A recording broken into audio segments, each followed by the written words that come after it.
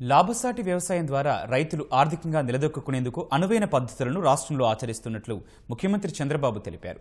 సహజసిద్ధ వ్యవసాయంతో పండించిన పంటలతో ప్రజల ఆరోగ్యం మెరుగవుతుందని దావోస్ వేదికగా సీఎం వివరించారు. కృత్రిమ ఎరువులు, క్రిమిసంహారక మందులకు దూరంగా సాగుకు కృషి చేయాలని సీఎం పిలుపునిచ్చారు. ముఖ్యమంత్రి చంద్రబాబు దావోస్ పర్యటన ముగిసింది. ఆర్థికవేత్తల సదస్సులో చివరి రోజు వ్యవసాయంపై ముఖ్యమంత్రి మాట్లాడారు. రైతును ఆర్థికంగా బలోపేతం చేయడంతో పాటు ప్రజారోగ్యాన్ని కాపాడేందుకు వ్యూహాత్మకంగా పెట్టుబడి లేని సహజ వ్యవసాయాన్ని ప్రోత్సహిస్తున్నామని సీఎం తెలిపారు. జీవామృతం, బీజామృతం వంటి అంశాలతో ప్రకృతి వ్యవసాయంలో రైతులకు శిక్షణ ఇస్తున్నామన్నారు. విశాఖలో నిర్వహించిన అగ్రి హ్యాకథాన్కు దేశ విదేశాల నుంచి ప్రతినిధులతో బిల్గేట్స్ హాజరయ్యారని చెప్పారు. తినే ఆహారం ఆరోగ్యకరంగా ఉండాలి, రైతు సంపన్నుడు కావాలి, అందరిలో సంతోషం నింపాలి అనేదే తన లక్ష్యమని వివరించారు. దీనికి ప్రపంచ బ్యాంక్ ప్రతినిధులు, పరిశోధనావేత్తలు మద్దతు పలికారు. భవిష్యత్తంతా ప్రకృతి వ్యవసాయానిదేనని స్పష్టం చేశారు.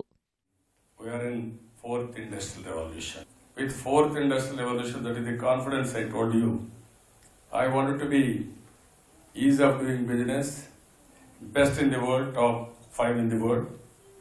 Ease of living with happiness, I want to be top 1 among top 5 in the world.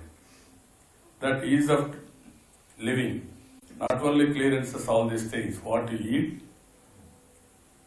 suffering with health and other things, and ultimately overall happiness. That is what I want to achieve. Finally, it is with you. How you are going to support me, it all depends on success.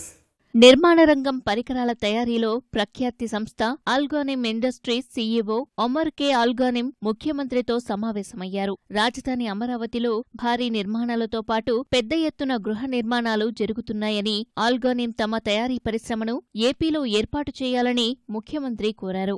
దీనికి సానుకూలంగా స్పందించిన ఒమర్ రాష్ట్రానికి త్వరలో తమ ప్రతినిధి బృందాన్ని పంపిస్తామని తెలిపారు. ఫైజర్ ఫార్మా ప్రెసిడెంట్ సుసాన్ సెల్బెర్మన్ ముఖ్యమంత్రిని కలిసి తమ నిమోనియా వ్యాక్సిన్ కు ఏపీలో అనుమతులు ఇచ్చే అంశాన్ని పరిశీలించాలని కోరారు. దీనికి సీఎం సానుకూలంగా స్పందించారు. 5 రోజుల దావోస్ పర్యటన ముగించుకుని ముఖ్యమంత్రి చంద్రబాబు బృందం స్వదేశం తిరిగి వచ్చింది.